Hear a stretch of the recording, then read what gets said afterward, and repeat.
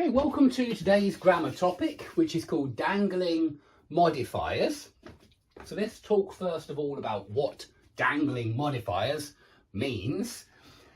This phrase, dangling modifiers, modifier means anything that describes. And if you cast your minds back to the parts of speech, you should remember that adjectives describe nouns and adverbs describe everything else. So modifiers are adjectives and adverbs. And I want you to understand that an adjective can be one word or it can be an adjectival phrase, which is many words. And so if you have a phrase like currently 26 billion barrels a year, that's an adjective. That's describing something. The whole lot of it is describing something. Another example, originally developed by ancient Hawaiians. That's describing something. Yes, something was originally developed by ancient Hawaiians. Okay, and so that is describing something. Although covered in about 11 inches of snow, that is describing something. Before its independence in 1947, that is describing something. So all of these are actually adjectival phrases. Yeah, they're modifiers. And the difference between an adjectival modifier and an adverbial modifier is sometimes very close, I must admit. But I want to show you that there is a difference, and I hope to do that by the end of today's class. But modifiers are adjectives or adverbs. That's what they are.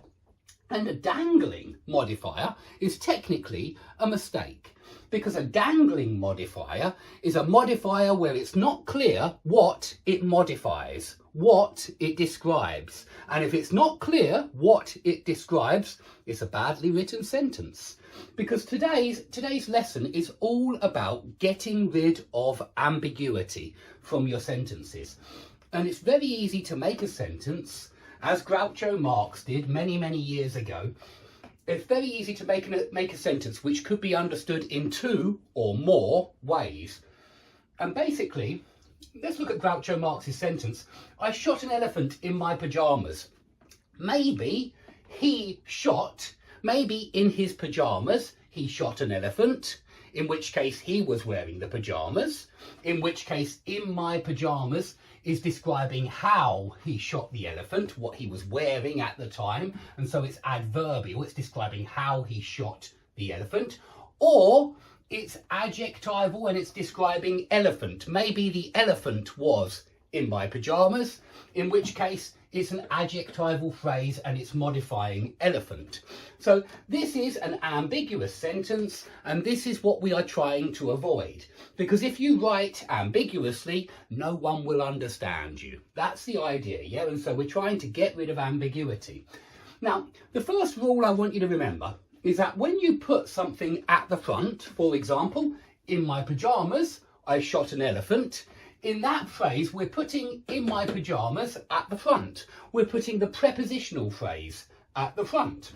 Well, with fronted adjectival phrases, and I'm just going to deal with adjectival phrases first. Fronted adjectival phrases describe the subject of the main clause.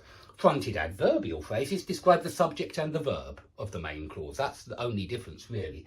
But fronted adjectival phrases describe the subject of the main clause, okay? And that must be the case. If they don't describe the subject, well, then they're ambiguous and they will be difficult to read. In fact, it's considered a mistake to start with a fronted adjectival phrase that doesn't describe the subject of the main clause.